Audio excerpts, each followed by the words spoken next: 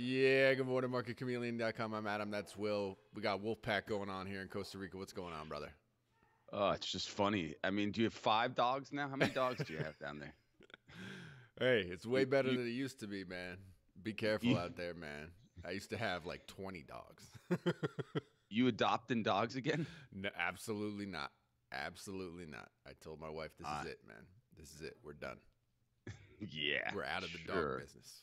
Remember, everybody, option trading, much like adopting dogs, is risky. You got to do your research. Be careful out there. And if you're on YouTube, click the subscribe button, tick the bell. You catch us live every morning with the option report, Monday through Friday. So what's happening today, brother? You going to share your screen with us? I am. Love sharing the screen. Do you see the screen? Yeah, I got Can we get that up? Yeah, brother. You see that today? Oh, the Gronk, man. As a Jet fan, love to see that dude go. Love to see him go, man. He's a good one. Was he? They all call him the GOAT. Is that They're true? calling him the greatest tight end ever. I don't know, man. Maybe. Greatest of all times. Who the greatest other ones? Kellen Winslow. I don't even know who else is there. Ditka wasn't Gonzalez. Ditka tight end? Ditka. I remember. Ditka was a great tight end. He was a great blocker. He's the greatest actor of all the football players. He could come across the middle like nobody else. And his Super Bowl shuffle, oh boy, that was great. That was a dick. Enough of the chit chat, please. Dude, you're talking about the fridge, man. That was the fridge, dude. No, it wasn't the fridge. It was Walter Payton. The thing I love about the fridge, the best part about the fridge is, the fridge right now would be considered a small human. The fridge was like $2.95. No, he just tipped the scales at 300. He's your mid to low sized offensive lineman today. He's like a tiny person compared to the guys now. It's incredible. It is great. So I was scrolling down. Well, let's talk about this first. This is the most interesting thing. I want to get right to the meat today. Get to the meat, man. No chitty chitty. That seems to be the biggest complaint about the show. Is we're not getting to the meat. Apple is going stop to talking. Please. Knock. They're going to talk about their streaming service today. The stock has been well off its highs. So wait, 233. I guess, what are people not enjoying Apple's streaming service? What's going on here? No, they're making changes, and they're going to have a big talk about it today. Could be good for the stock. You look at Apple. I mean, do you compare Apple to Netflix? Is that what you do? Ugh. Yeah, man. I saw a thing the other day. Somebody popped up, and it was a Twitter pop-up, so I don't know whether it's true or not. The valuations between, like, they were comparing Disney to Netflix, and the valuation. What's the valuation on Netflix? The valuation Netflix is like I want to say the guy said it was $19 billion or something like that, or what's their market cap? I don't know their market cap off the top of my head. Their stock is at 375 now. He was just saying something about market cap is 100. If you're comparing Netflix to 157. I don't know. It was a Twitter thing, so it's probably wrong. He was just saying like Netflix is so overvalued when you compare it to a similar sort of property like Disney. His feeling was just Disney has a whole lot more value than Netflix. Well, but it's 157 billion, but Apple's market cap's 900 billion. Yeah, whatever that means. But Apple also earns 15. Yeah. Its PE's 15. Yeah. Netflix's PE was 100 and something. So I don't know. I think Netflix is ripe. Actually, to go down. Disney's market cap, comparing the two, it's more of an interesting comparison. Actually, their market caps are about the same. Yep. Disney and Netflix, but Netflix is priced for such explosive growth. Future growth that it's anyways, I looked at it that way. I thought Apple, you should be bullish Apple, and I searched for bullish call spreads, and there were a lot that existed. And I did the same in Disney. I was more bullish Disney, and there were a lot of opportunities in Disney. And then I searched for bearish opportunities in Netflix, and there were a lot there. So Yeah. I prefer, and it's probably totally wrong.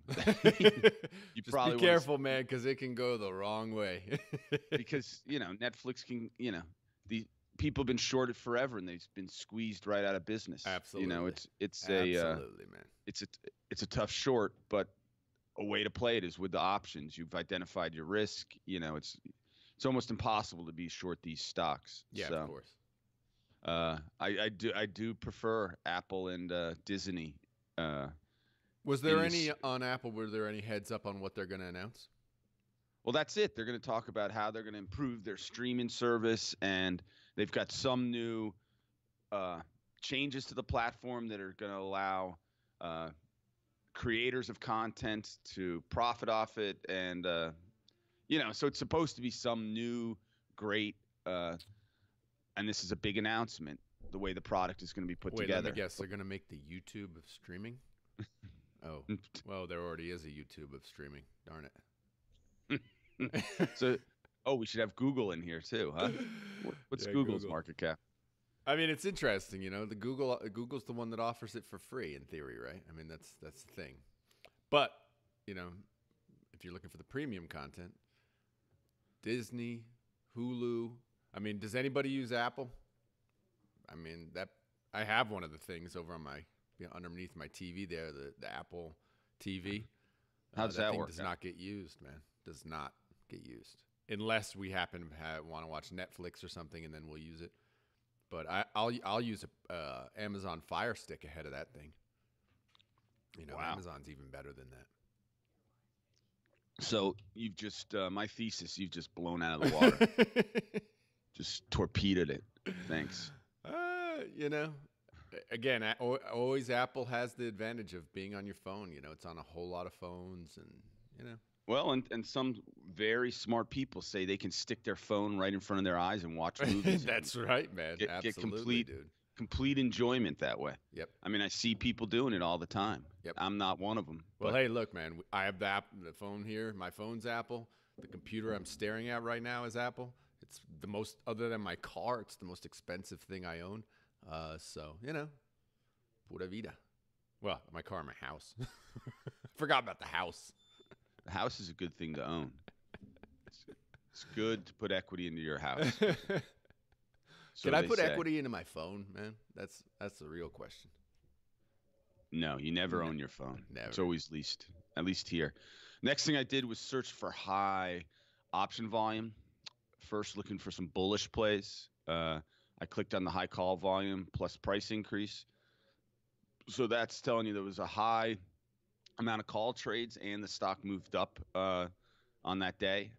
And there were a few that popped up at me that were opportunities to put on a spread. Teradyne was one. I know you love reading what the stocks do. I just wanted to make sure. This Teradyne sounded something like out of the movie Wall Street. Teradyne is a leading supplier of automated solutions for testing and industrial applications. What do they do? We test brakes, man. We test brakes. That's what we do. I read that. I was like, wow. I guess we can get Dude, they bullish. need to call McBride, get some copyright help. And there you go. A lot of bullish spreads you can put on with what we like to look for. Theoretical edge, win rates, downside cushion, return if the stock sits where it is. Always a nice thing. The other was MLM. I didn't even bother looking at what that is. Well, we don't support multi-level marketing on this show, my friend. I'm sorry. Martin Marietta. Everybody, please do not trade MLM. It's an industrial company, and there were again some bullish spreads to put on with all the things we like to look at. What numbers did you see for the activity there? What does it say for them? What was going on in MLM? MLM, there was 97% call volume. Total of 7,000 contracts. Okay. So a lot of calls trading in MLM. And the stock went up. On the bearish side, I just took the two off the top. Both seemed interesting to me. One large country, and I don't know, probably the fourth largest economy in the world. Germany was number one. So a big, large industrial producer, large economy, 65% put volume. And the other was, and we've talked about it quite a bit lately, the emerging markets. This is Brazil. We've talked about Turkey. We were talking about South Korea, your favorite North Korea. Does North Korea even have a company that's tradable? But anyways, yeah. What's so funny? Actually, oh no, the funny thing was, have I ever told you this story, man? You ready for a little chit chat? I was up in D.C. on work, and a friend of mine happened to be up there too, and he's up there for a lawyer conference. He's not a patent, a trademark attorney, right? And he's up there, so he's at a trademark attorney show, and a friend of his, who's also an attorney, has like one of these private get-togethers where we're gonna meet at a bar, hang out, and then go to the Wizards game, where the guy's got a skybox at the Wizards game. And my friend wants to take me along because I'm in D.C. I've never told you this story, brother? No. So I'm in D.C., he takes me along, and so they're all talking about, well, I'm a patent attorney from, or whatever, I'm a trademark attorney from Georgia. I'm a trademark, and my friend's a trademark attorney from Costa Rica. They're like, where are you a trademark attorney? I'm like, North Korea, dude. And they're like, what do you mean? I'm like, yeah, if you want anything done in North Korea, I'm your guy. Needless to say, I was the hit of the party until I broke the news that I was not an attorney in North Korea. You were just a friend of an attorney from Costa Rica. I would have thought a Costa Rican trademark attorney would be somewhat of an anomaly. It is. Like people would have. It is, but my friend actually has worked for the Trump organization. He does all of Trump's stuff down here in Costa. Do they have a Trump hotel down there? No, but dude, you just for branding, he does like, if you want to protect your brand. I mean, it's incredible, dude. If you have a brand, right, you got a brand, MarketChameleon, and you want to, you've protected it in the U.S., but you literally have to go country by country and protect it.